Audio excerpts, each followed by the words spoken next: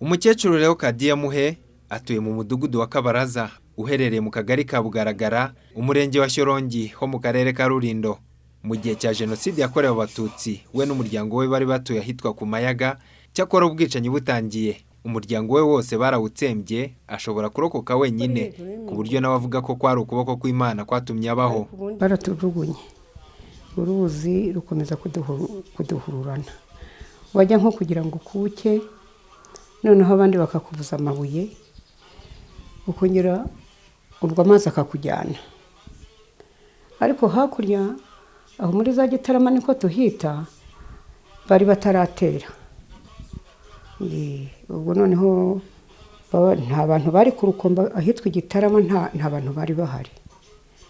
Nuko ubwo noneho tuza gukuka ahagana Gitarama. Nyuma y'uru rugendo rw'akababaro umuntu yakwita ko ari inzira y'umusaraba, umusaza we Ntabyera Joseph warokokeye mu bice bya Shyorongi yaje kumenya ko akiriho, maze aramushakisha barabana.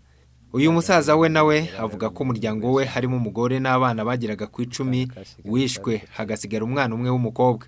Aha niho habaye itangiriro ry'ubuzima bwa Leokadiya bushyashya mu mudugudu wa Kabaraza.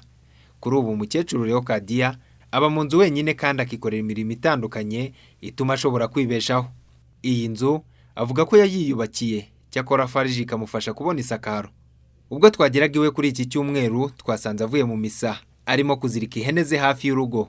Ni amatungo avuga ko yiguriye mu mafaranga ahabwa na fariji. Tumubajije niba gahunda ya gira inka yaramugezeho, yadusubije ko bitamworohera kuyitunga kubera kutagira uwayimufasha. Rwose nta bufasha, n'amazi kuyabona ni nk'ubukumbura, ubundi aba basirikare bakama, nta bufasha bw'inka nashobora. Ntabwo wayishobora. Ubundi ntabwo bayinyimye. Musaza we Ntabyera baturanye irembo ku rindi, nawe yashatse bwa kabiri nyuma ya Jenoside yakorewe Abatutsi mu Rwanda. Ubu afite umuryango, avuga ko uhora hafi ya Leokadiya. Icyo tumufasha mbere na mbere ni ikiganiro, tukamuganiriza ntiyigunge, mwiriwe mwaramutse, umugoroba wagera abana bakamuraza, ntabwo arara wenyine.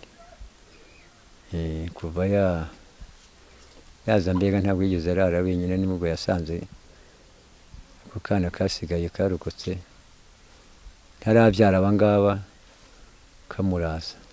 Leokadiya agaragaza ko aho ageze hamuha icyizere gikomeye, kandi akaba abona u Rwanda rwiza nubwo adahwema kwibuka abe bishwe. Uyu mukecuru avuga ko abonye ubufasha bwatuma yubaka hafi y'isambu ahingamo byamushimisha kurushaho, dore ko ari kure kandi atagifite intege bimusaba. Nubaha ngaha mba narahavuye, hariho ahandi mpinga haruguru y'uwo mukobwa mpamagaraga, nkumva ariho banshyirira nk'akazu mfite nk'ubufasha, kuko nanone ariho mpinga nkavunika nzaha. Inzu Leokadiya abamo kuri ubu igaragaraho gusaduka kubera ibibazo ahanini avuga ko bikomoka ku bucukuzi bw'amabuye y'agaciro begeranye. Ibi ngo bimutera impungenge ko rimwe iyi nzu yazasenyuka kandi nta bushobozi bwo kuyisana mu buryo bukomeye afite. Kuri we ngo nubwo akeneye ubufasha, yemera ko agomba kwikorera ibishoboka kandi akibeshaho adaheranywe n'intimba y'ibyamubayeho. Pasco Buhura, Televiziyo Rwanda.